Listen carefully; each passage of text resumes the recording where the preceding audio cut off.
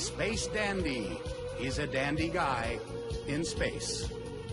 He combs the galaxy like his pompadour on the hunt for aliens. Planet after planet he searches, discovering bizarre new creatures, both friendly and not.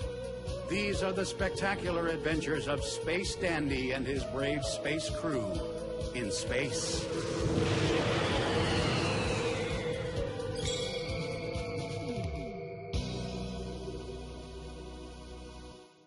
Some animes need a lot to get people hooked, while some others have the gift of simply having people gather around it.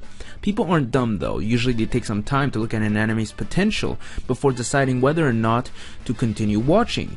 Something about the anime has to let the viewers know that it will eventually become better, or else no one would want to watch on. Unless you're a masochist, of course.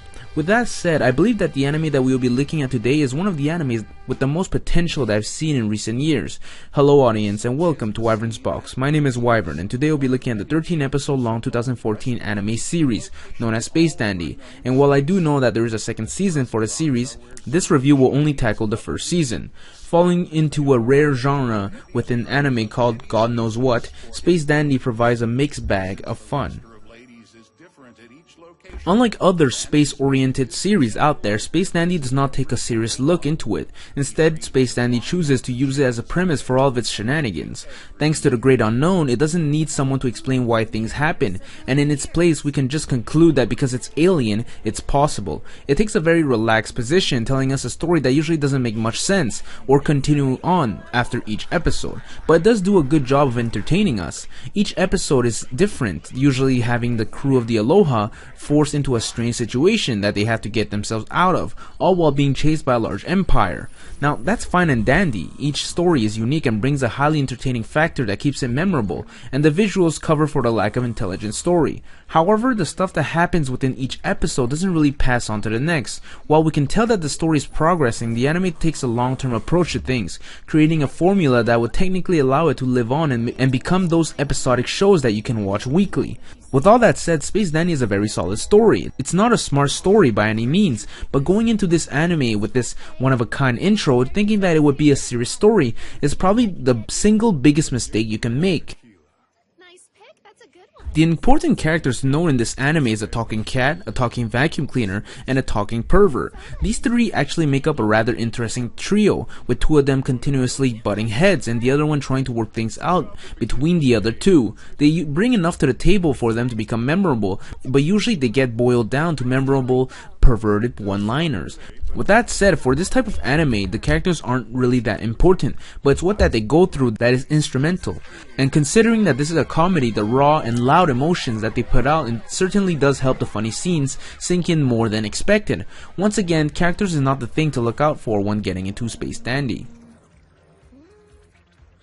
Space Dandy looks mighty fine at times, but there is a major emphasis on at times. When it calls for it, the show blows away my mind, seeming as well polished as works like Redline, yet at other times taking a dozen of steps back to present us moving blobs of something. The world, or should I say universe, of Space Dandy is colorful and vibrant. The alien species are both varied and original, and the various aspects that form the setting feel very complete. Action scenes range from decent to choppy, but overall the visuals are hard to take in. While the show presents us HD breasts and ass, it fails to sometimes give us decent fights, and as much as I love the ladies, that was somewhat disappointing. Sound-wise, Space Dandy is actually very decent. The music is very light and relaxed, which helps the ambiance of the work itself, yet can tune up a few notches when the situation calls for it. The sound is solid with some of the bigger names in the dubbing world participating.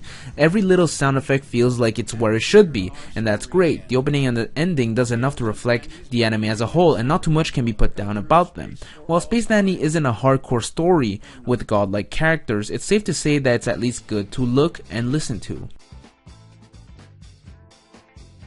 Space Dandy is a brave attempt at making a comedy that could potentially keep pumping out new episodes while keeping its universe fresh and young. It combines various different elements that we as anime viewers love and takes a shot at giving its take on it. Whether that be a success or not, Space Dandy is still something that can lighten the mood and brighten your day, and if you have the time, I do feel like it's worth watching, though maybe as something to kill time.